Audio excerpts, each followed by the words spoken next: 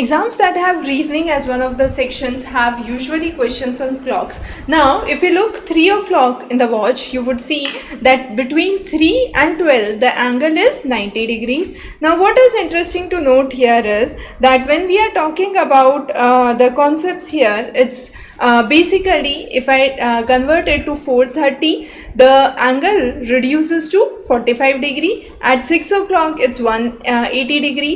At 9:15, it is somewhere at 172.5 degrees, and at 12 o'clock, it's 0 degrees.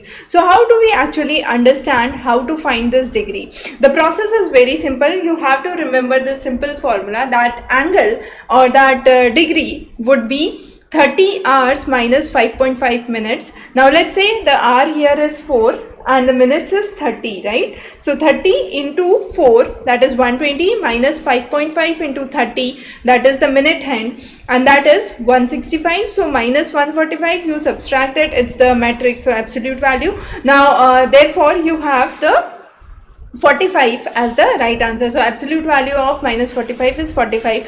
So this angle is 45. Now the same applies for any of the value. You can do it for 9:15. So for 9:15, 30 into 9 minus 5.5 into 15, and you solve it, you get 187.5, and then you take the smaller angle, you subtract it from 360 and you get the smaller angle. So the correct answer would be 172.5, and that's the right answer. So this is a very simple way to calculate the angle between the hands of a clock.